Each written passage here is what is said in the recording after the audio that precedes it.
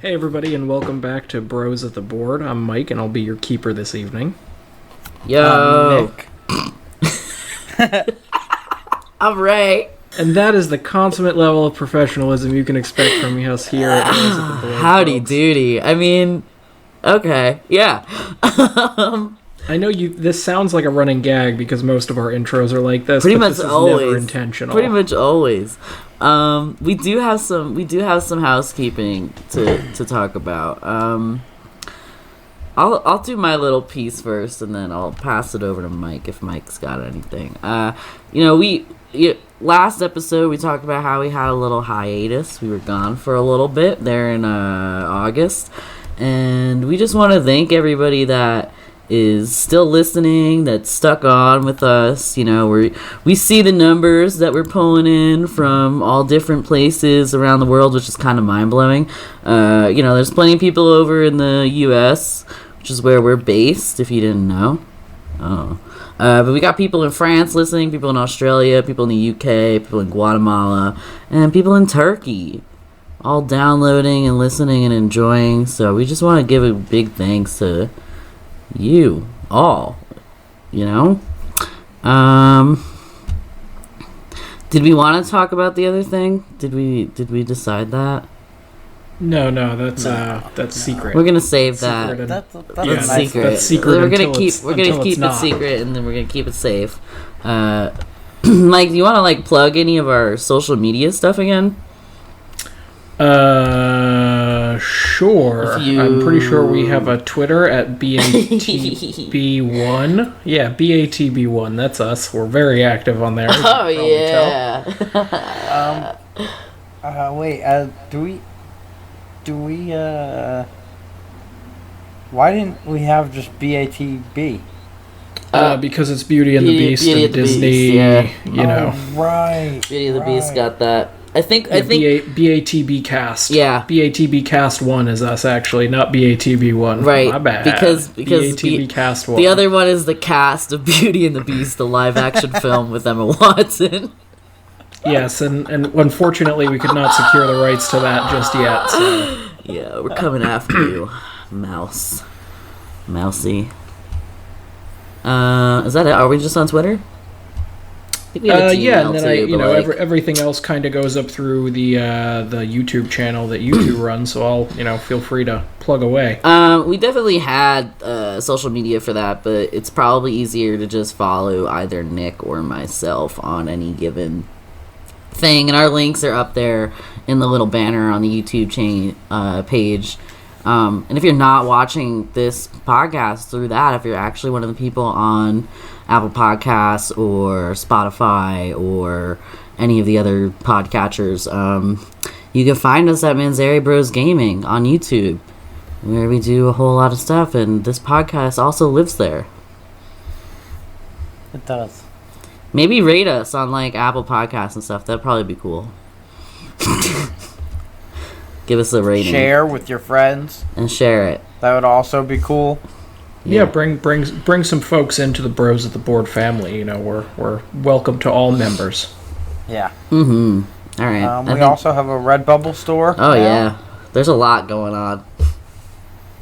Our Redbubble store has some limited time Halloween merch up right now until November 2nd. Check out that merch. Make sure you hit like and subscribe. Yeah. I think that's all we had.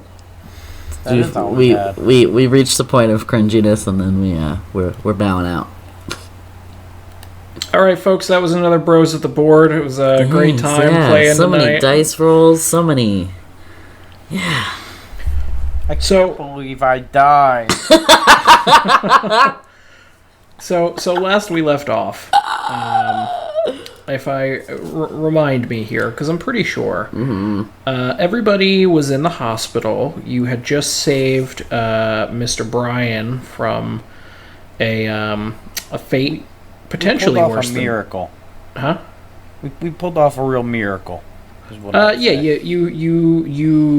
were able to undo a semi-permanent transformation into a werewolf state for him, which, boy, that's a whole lot to deal with, huh? Anyway, so we were at the hospital, and Agent Rogers was getting patched up, sitting there with Yuri, and we popped into our favorite void space with your dark passenger friend, Agent Rogers. Yeah. And Yeah, we did. I think you had just seen the nurse as a faceless horror. And you have about a half a second to process that, and then you're not there anymore. You're back sitting on the operation or examination table with some bandaging across your chest where you took a little bit of a wound there, but everybody's all healed up. You're back to, full fighting strength, and we'll deal with your leveling up in just a little bit here. Wait, so- was she in the void space? Sorry? The faceless nurse, she was in the void space, or? No, So she it was in one the of meat those- space. Yeah, I think it was one of those things where, like, you snapped, like, half back out of it. A dream within a dream kind of thing? Yeah, right, yeah, you're not Okay, sure that okay. actually happened. You know that you Okay. had your little interlude with your darker friend there. Alright. And the thing with the nurse, really just a little off-putting, but, there is a nurse standing there, and she definitely has a face. And Yuri is sitting there, I assume, doing something those Gen Zers do, like tapping away on an iPad or a X Station or, Is he a Gen Zer? Mailbox. I don't know, you tell me. He's 22. Okay, maybe not then. But, I don't know what year this is, but he's 22. it's 20 years from... Yeah. Yeah. Okay. Sounds good. So 20XX. So, right, exactly. So you're both sitting there now on your respective examination tables. Yuri, you weren't really hurt too badly. Rogers has been attended to here. What do the two of you do? Oh, that is a great question. No, let's go see Mr. Brian.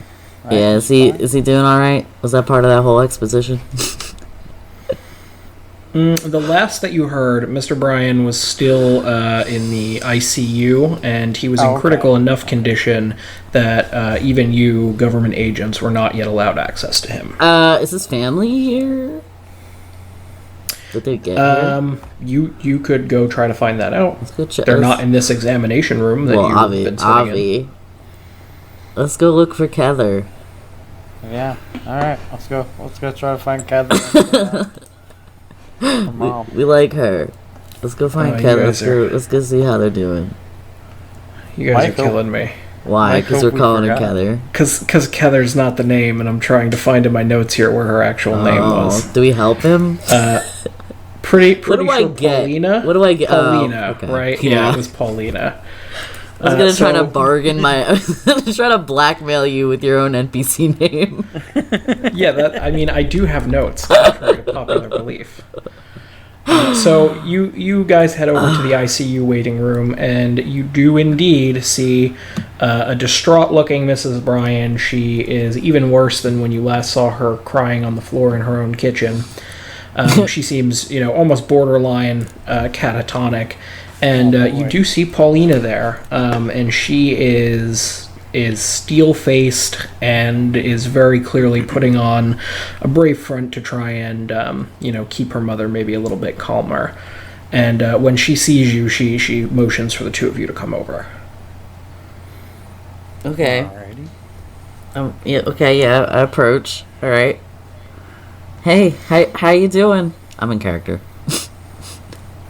Is it really my dad?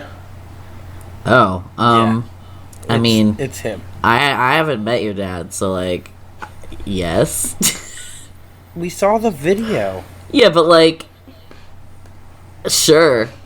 but like what? We watched him change back into a he. We saw him. We have facial confirmation. I mean, I guess she's asking. I'm trying to be honest, I said don't- yes. I said yes. It was just unsure. I would. Do you Yes. do you Yes. know what happened to him? Can I sit? Is there a place that's like? where I can Yeah, see they're open it? sitting in two chairs, kind of in the middle of the batch. And there's plenty of space around them if you want to grab a chair on either side. I'm gonna grab a chair and I'm gonna like lean in and like not talk very loud.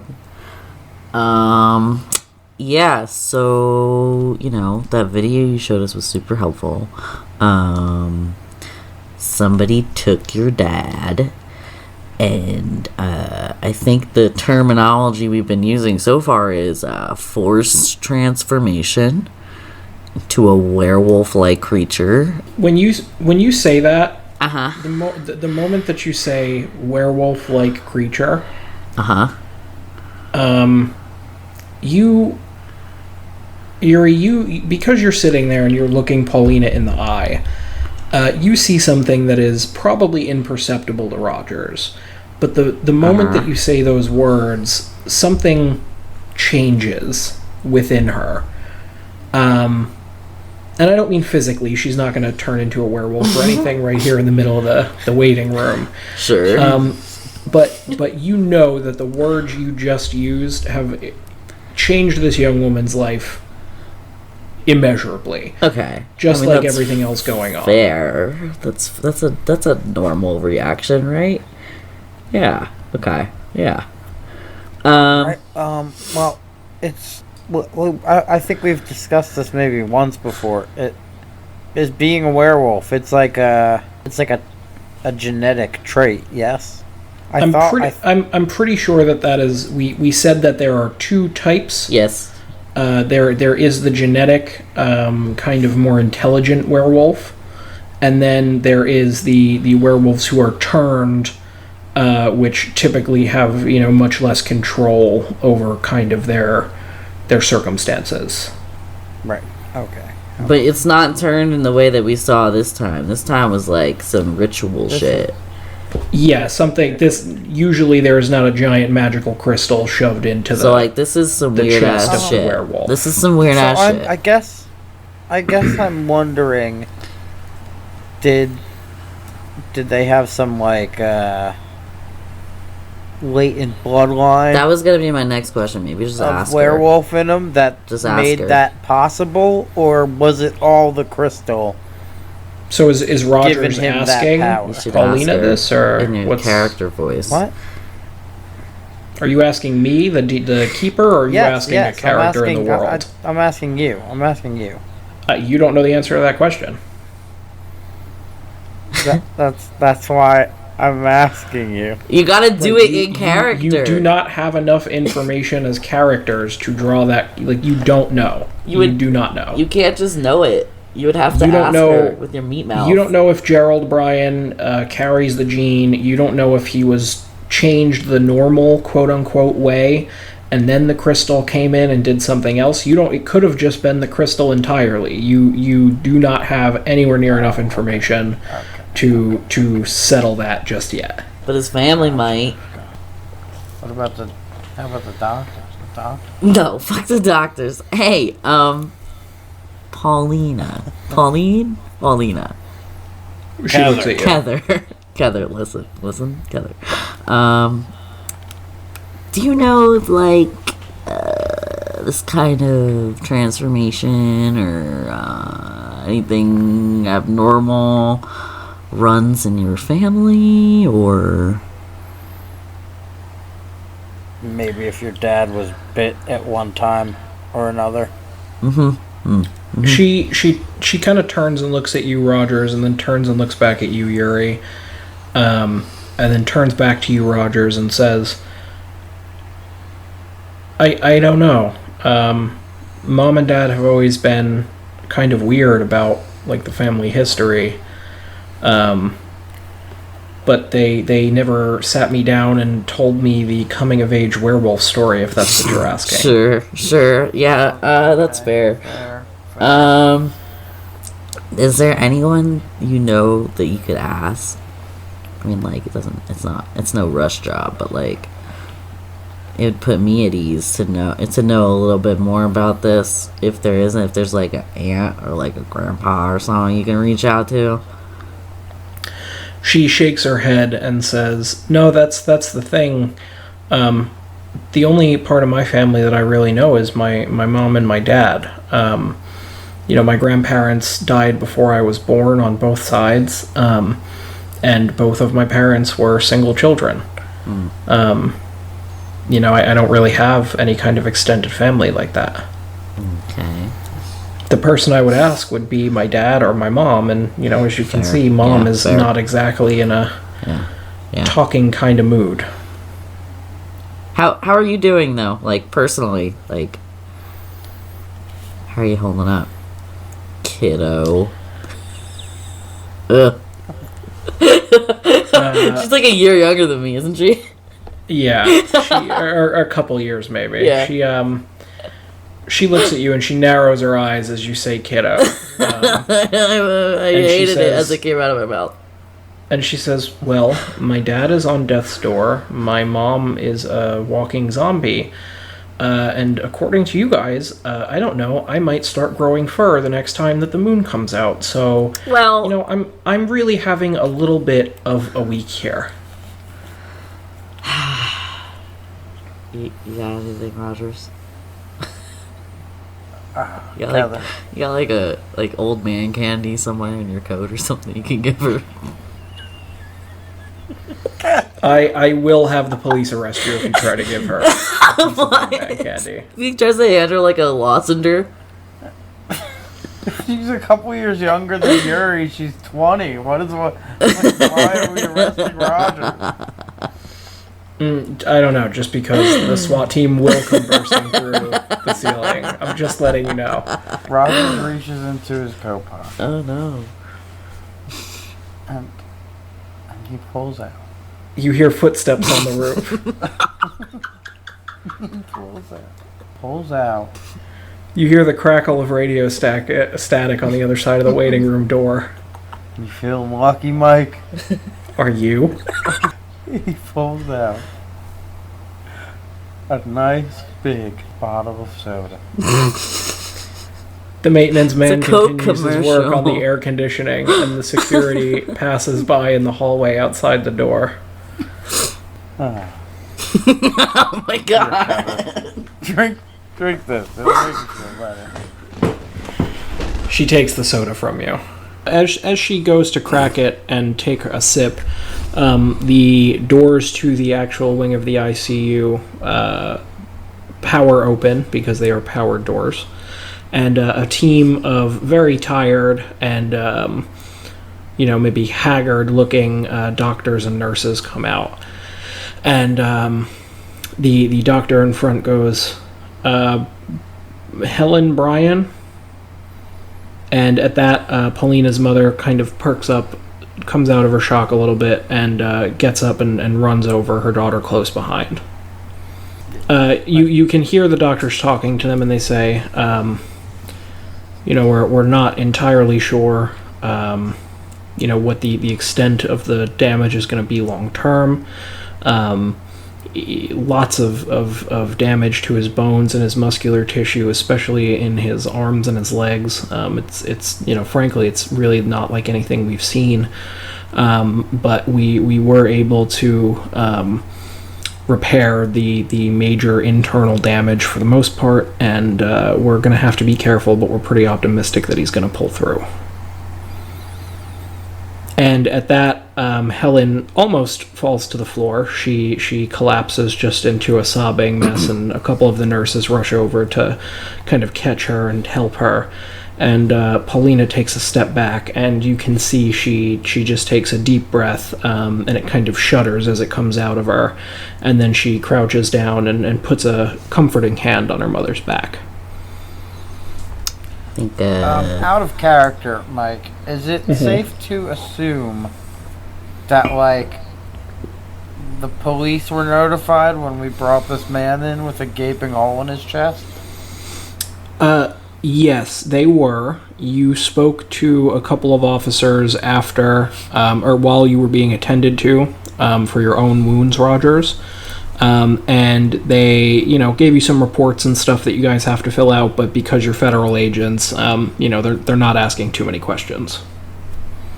So do they, the real question I have then is, did I tell them, our theory about the mayor and shit? Like, does that need to be resolved? How? Well, you probably didn't tell the beat cops that came to give you paperwork and take a statement about that. But if you want to speak to somebody about that, you can do that. But no, the guys who came to leave that is to leave like this to just happen to someone else and us to get called back here like. That's true. In an arc or two, you know what I'm saying? That's feels true. really bad That's to true. do. That feels shitty. I don't want to do that. There needs to be justice here somehow. Okay, well that's something that you can look into. What are you doing right now, though, as you see this mother and daughter processing the fact that their father and husband respectively are going to live? I'm all aboard the train for justice right now, so... Yeah, I was gonna... I think Yuri kind of leans over to Rogers and he's like, I think we should give these guys some time and maybe come back. Right. We can come back and question Brian later. Once he's awake. Honestly, if we just go right to the mayor and, like... Accuse her? We're federal agents. We have strong evidence to... We have a hunch. We have no evidence. A hunch at this point. We have zero evidence except for the fact that her daughter was the only person not maimed. That's all we got. Maybe we need to try to gather more shit on this girl. Maybe we need to roll some dice in our dice rolling podcast. And maybe we try to investigate her in some way. I like it. Right? Okay. Yeah. Play the game. Maybe we try to play the game. That would be a change, huh? I like investigating mysteries. Maybe we should try to play the game. What an interesting concept. I don't know if any of these questions would be like super helpful for us because they're so fracking vague. So, Mike, let me pose something to you. What if you came up with a couple of questions to pick for us that we can pick from? Mm-hmm. Or a way in which to tweak these current questions so that, like, they're a little more relevant to this situation. Okay, there's two ways that I can see you kind of going about this, right? Mm-hmm. Who did it with the crystal in the kitchen? You can. I will let you roll and investigate a mystery. There's going to be two options. Okay, you can roll and investigate a mystery roll. And let's say on a 10 plus, I will give you something that you can attempt to act on. Okay. Okay. The other option is you can go to the sheriff in town, who you've already met, and I will let you roll a manipulate someone roll against him. If you get, based on how you roll, according to the manipulate someone rules, you may be able to convince him to get a search warrant for the mayor's house and, walk up in there with you guys to try and get to the bottom of whatever's going on. Okay. But I'm going to tell you that the reason that's manipulate someone is because you have not a shred of physical evidence. Right. Rogers, what do you want to bring justice? You're looking to Let's go random. Let's take a roll of the die. So let's investigate. Let's investigate this mystery. I'll help you out here if you're gonna take that roll. So Yuri and Rogers are standing outside of the ICU waiting room, and they're hotly debating back and forth what the next steps in their plan should be. Rogers, you want to see justice served, but at the same time, you know that without any physical evidence, it's going to be almost impossible to make anything stick to the very clearly slippery mayor. Yuri, you know in your bones that it is the mayor. Or at least you think you do. Hell yeah. And as a new orb agent, one of the things that they drill into you in school is, when all else fails, trust your gut. And you are advocating very heavily, let's go talk to the sheriff. And Rogers, I want to say, you're maybe about to relent, and you ask Yuri one more time, let's just go back to, Orb HQ here in town, and let's go back over everything that we have just one more time. Let's sit down and look at the evidence, start to finish, one more time, and see if anything else jumps out at us. And that's what your roll is going to be on a 10 plus. So like 10 or 11, I will give you something not very specific, but like definitely something that will lead you to a thing. It's okay. On a 12, I will give you something really, really big. On a 7 to 9, I'll give you just a little something. There may or may not be a lot that comes from it. And if you roll below a 7, you're gonna have a bad time. Okay. Alright, you've convinced me. Let's go back to HQ. Alright, who's gonna roll this? Nick. Wait, it's plus sharp. Nick, what's your sharp? +1. Mine's +2. You want me to roll it? You probably should. Alright, I'll roll it. Can we star wipe to HQ? Yeah, so you hop in the car, you get driven back, and now you're poring over all the documentation from the case. Okay, I rolled. I got 2 6s, and my sharp is 2, so that's a 14. Wow. What the fuck? Okay. Wait, what? Take a pic. Come on. Wait a second. Hold on. Really? Yeah, I'll take a picture. Hold on.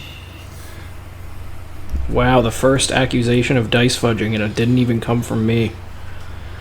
Send that shit to the group chat. You can hang it on a wall. It's beautiful. But anyway. That might be future merch. No, it's definitely not as a terrible picture of 2 die on top of a notebook. I think that's great. Tell me who did it. Tell me who did it. So here's what I will give you on a 12 for that, okay? 14, It's a 14, bro. Okay. Once you hit 12, anything above that really just doesn't. It barely counts. It should count. They should turn themselves in. So Rogers and Yuri, you are poring over these documents, and you're rewatching the video from the house, and you kind of have some of the tools of Orb here at your disposal, so you're plugging a lot of these documents in, and you're looking for any kind of patterns or anything that might emerge, something you didn't catch before because you didn't have the time to just sit down and do all of this. This is definitely the less glamorous part of being a federal paranormal investigator, essentially. There is a lot of paperwork, and people don't really tell you about that before you go into the academy. And Yuri, one of the things that you excelled at during your training was kind of the breakdown and the parsing of all this data. You were always able to kind of take the facts of the situation and see the bigger picture once you were able to get everything laid out in front of you. And you're looking at all this documentation, and you have a bunch of different screens pulled up, and if this were a cartoon, there is a moment, probably somewhere around like 2:30, 3 o'clock in the morning, where a light bulb would go off right above your head. You're looking at the patterns of the attacks, and you're looking at all the information you were able to gather on the mayor's private security, and you are confident that the mayor is not the person who was behind the attack on Gerald. you also realize that the mayor is definitely hiding something. You don't know what it is, but you know that it is not the attack on Gerald. When you compare the mayor's schedule against the schedule of attacks and kind of when Gerald was taken, her and her entire family were actually out of town the day that Gerald was attacked. And when you look at the images in the video and you look at the information you have on the mayor, you can kind of tell the build and the description of the woman in the video, even though you can't make out a face necessarily, does not fit the mayor.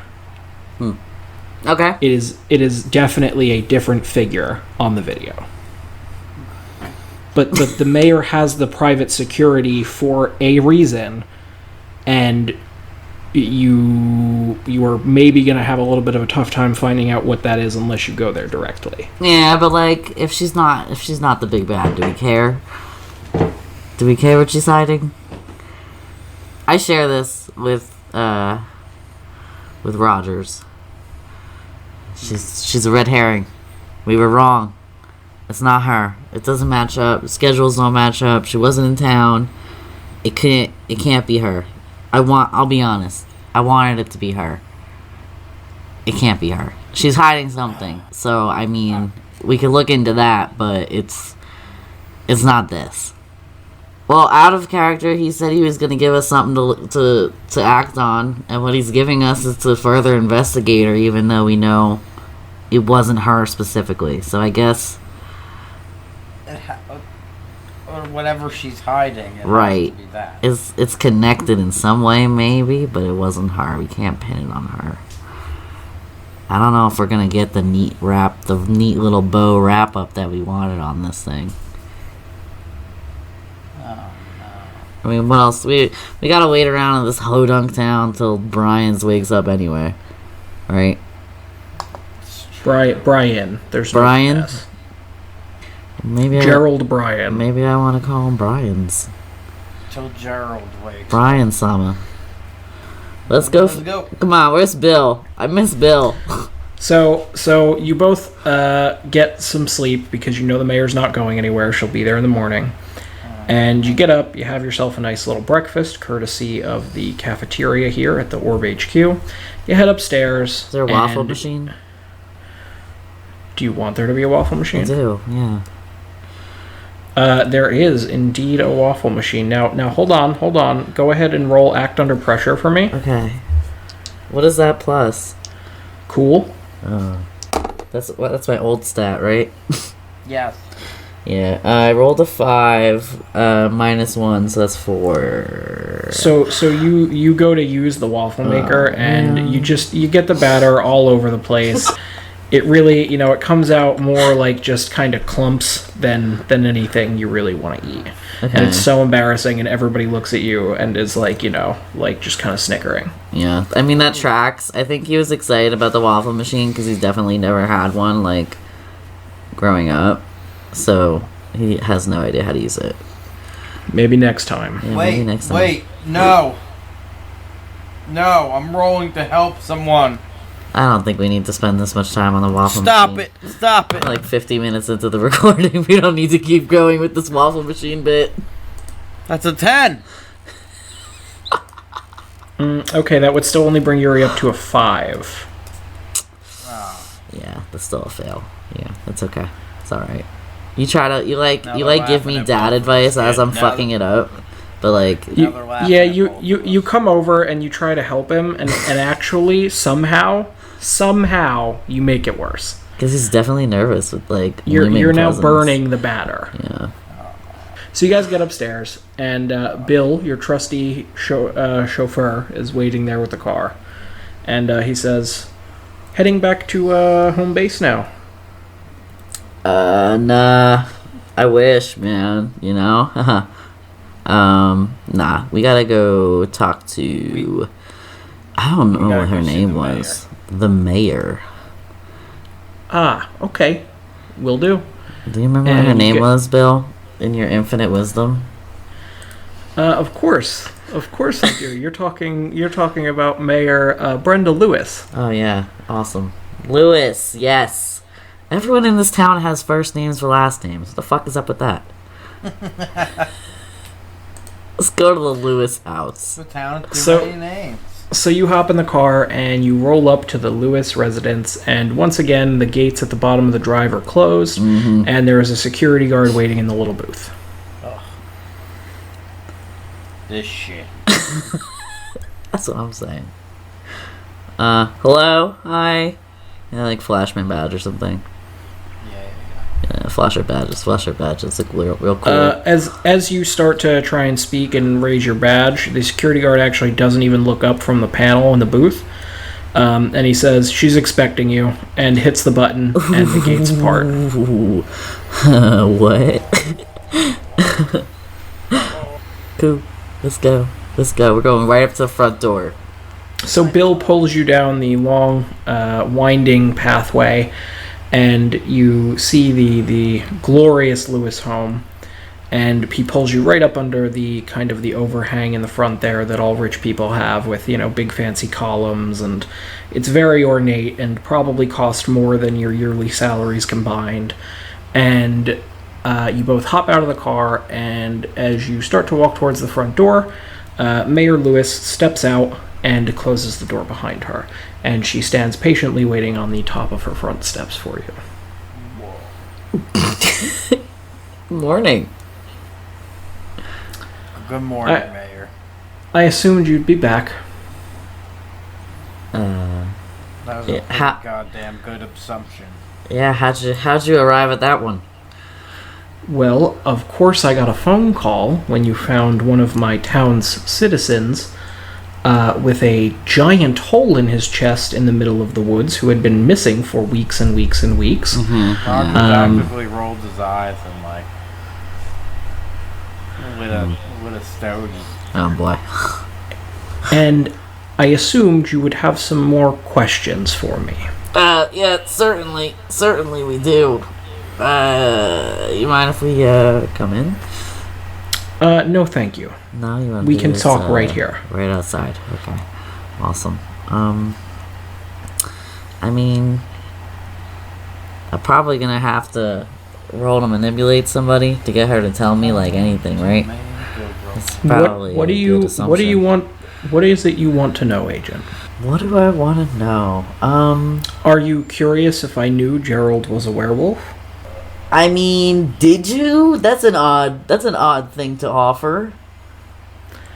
I did. Okay. You have to understand, Essex is a small community. We have some of the brightest and most brilliant minds in the country right here in our little town. There's not much that happens in the township borders that I don't know about.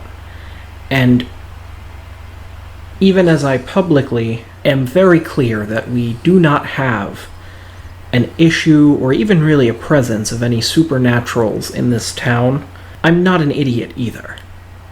You see the security that I have. You see their munitions. You see how they're decked out. I know what's out there. My family has an obscene amount of money, and the fact that I'm mayor of this town is probably one of the smallest points on my resume. I know what's in the world, agents. I just can't have the world know that it's here too. We pride ourselves. But okay, all right. I'm gonna stop you there. There's a lot of things that don't grind my gears. But one thing that I'm not real cool about, that I'm not real chill about, is people making my job and my life a lot harder. You're telling me you knew the first time we came and talked to you. You knew Brian's was you knew, and your child daughter is the one that gave us that lead to go to their house, not you. And you're telling me you knew? You're the mayor of this town. You're the leader of these people. You're here to protect them, but you'd rather lie to two people who are here trying to do that very thing, who are on your side, trying to protect you and your people. You'd rather lie to us to cover it up and let more people die. A whole family was torn apart after we got here, after we talked to you. She stiffens slightly as you say that, but does not, does not step back or seem to show any other emotion. And she looks at you and says, "You don't understand." I don't. No, you're right. You're right. You're right, Mrs. Brenda, whoever the fuck. You're right. I don't understand. I don't want to understand. I don't want to understand how you could sleep at night knowing that you obstructed justice, that you kept a father away from his family and he's in critical condition. I don't want to understand it. Do you want to know why my daughter wasn't attacked? I'm incredibly interested to hear that. Please, since you're so chatty this morning, please enlighten us on why your daughter was spared. She carries the gene. Okay. Okay. Okay. So, let me hit you with another one. You apparently know a lot. I was protecting my family, Agent. But just them. In the end, what else is there?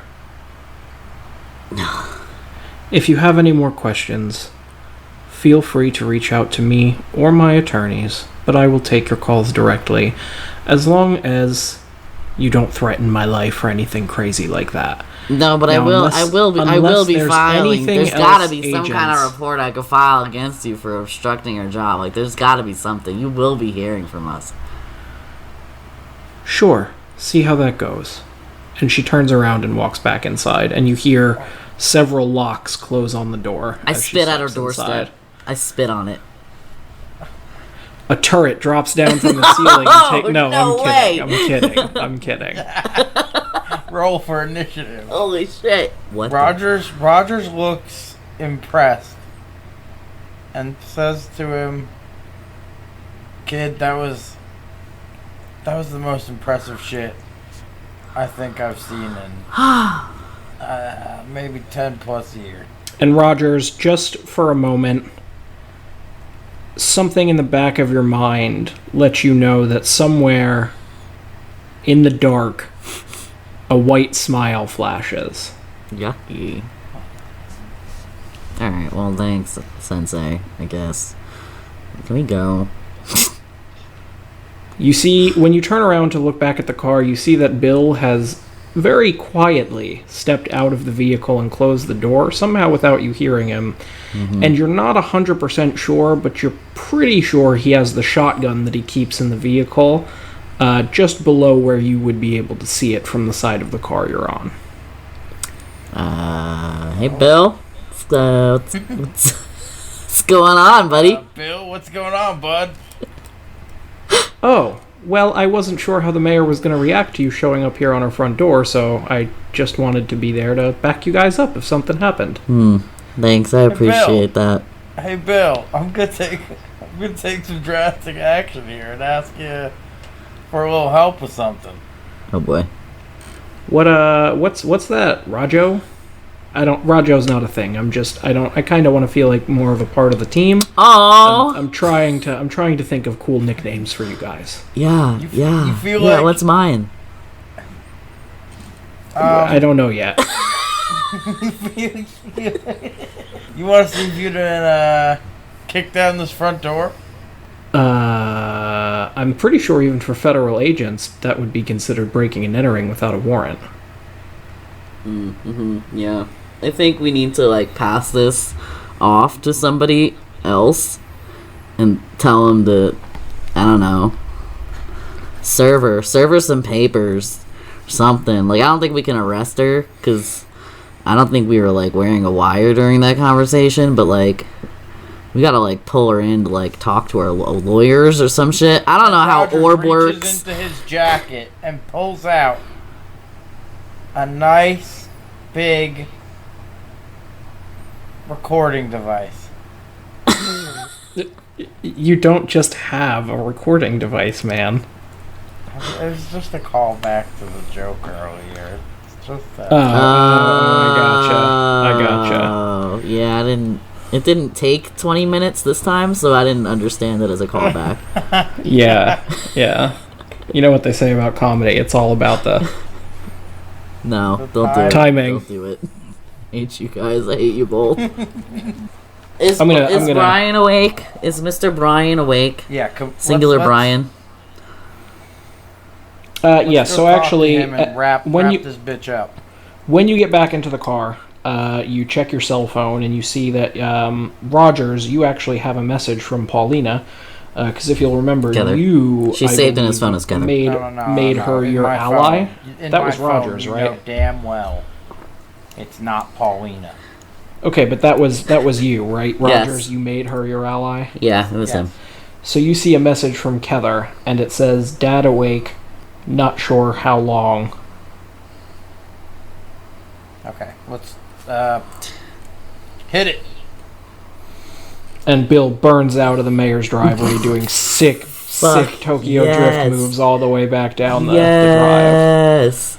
I stick my head and like half my body out the window and I flick off the mansion. I'm just like flipping her the bird, maybe double birding it. You see a camera Rogers flash from sticks one of the out second other window balconies. with a baseball bat and takes out her mail. Oh my god. So you smack the mailbox and you see the security guy come running out of the booth after you with his arms up in the air, but you're already way gone because Did Bill that is really just happen?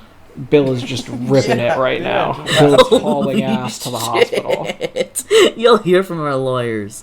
Let's go. Who gives it the mailbox? I'll pay for the mailbox, kid. It's okay. That's it's a federal crime actually. That is a federal crime.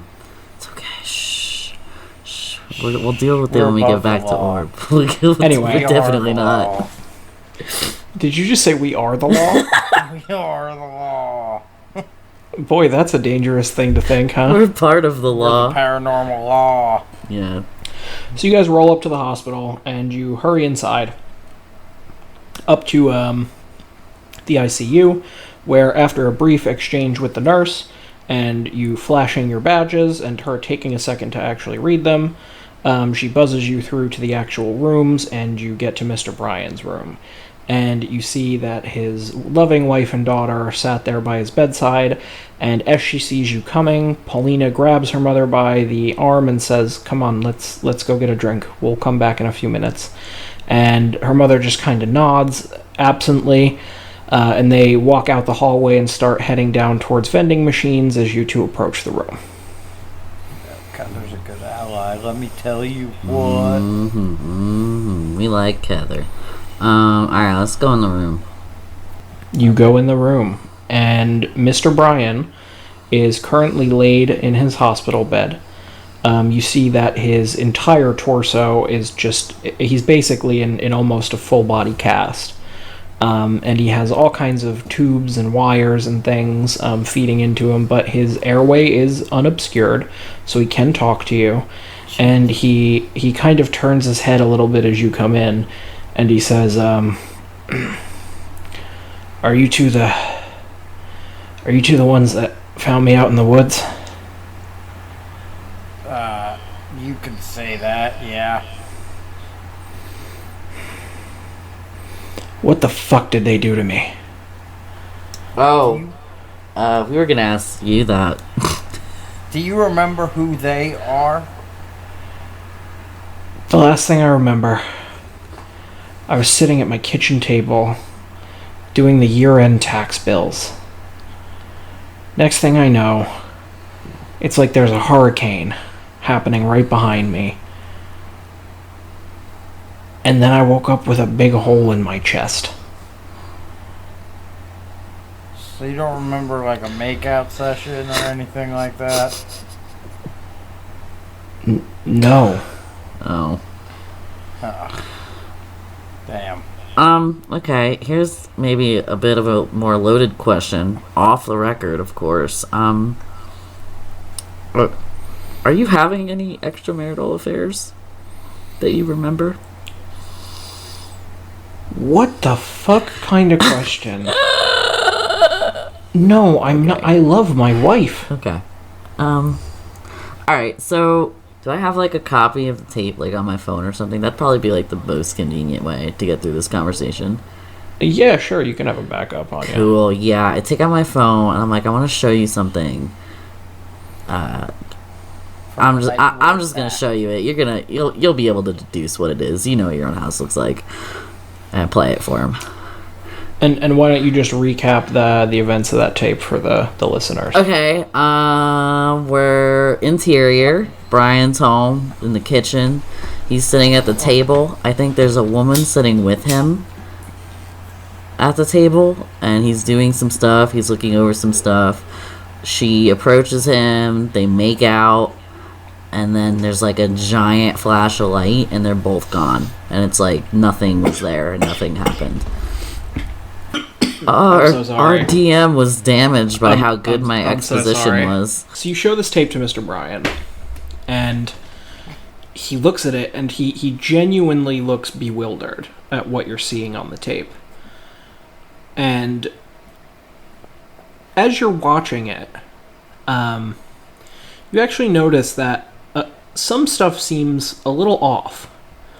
Looking back at it now, Yuri, and this is, I'm kind of going to give you this on that investigate a mystery roll a little bit from earlier too, the 14.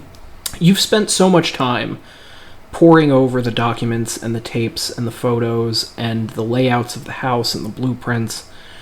You notice that what you're actually watching in that video, it looks like Gerald, and it looks like his kitchen and his home, but some of the details are wrong. The cabinets are at a different angle than they're actually laid out towards the bottom of the frame. And you see that the table is pushed up against a wall while it's actually in the center of the room in the actual house layout. And you can see that the couch is actually a different color than the one sitting in the Brian's home. And none of this jumped out at you before, but clearly something is up with this tape. What the fuck? And Gerald goes, I don't know. I don't know what that is. Oh, well, it's from your house's security camera. Is it though? This doesn't look right. It doesn't look right. Rogers, this isn't their house. The fuck is going on here? And Gerald goes, listen, I have to ask you something else. Okay, yeah. From what I understand, I'm missing weeks and weeks of time. Yeah. That's accurate. You're from Orb, right? Mm-hmm. Mm-hmm. Yeah. Mm-hmm. I guess I should. I don't want to startle you, but I carry the werewolf gene. Okay, not what I thought you were gonna ask. Okay, yes. Did I hurt? Oh yeah, there it is. Did I hurt anyone?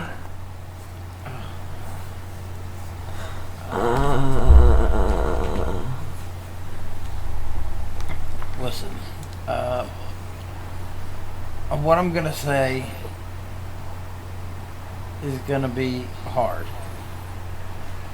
and if I'm being real, you and your family are probably gonna have to find somewhere else to live now.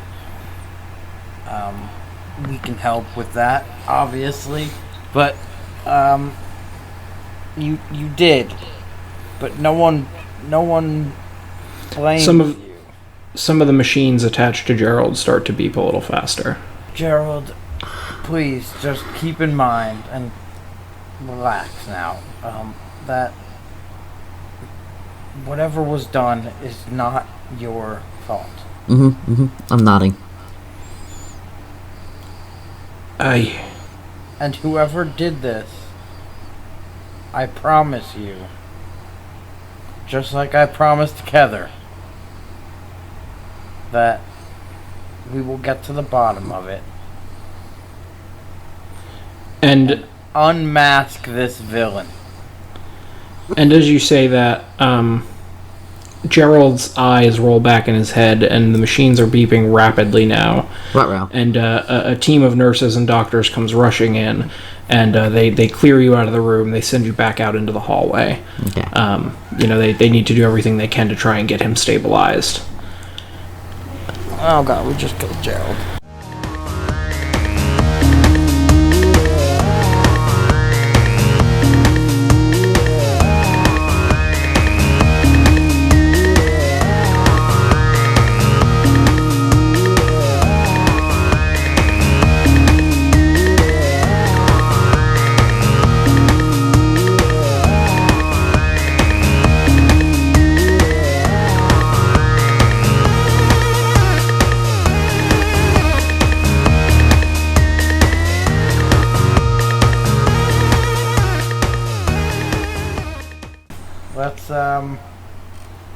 Let's agree to maybe edit this tiny part of this conversation. We're gonna a whole lot of this is gonna be edited out. Don't you worry. Okay. Don't you worry.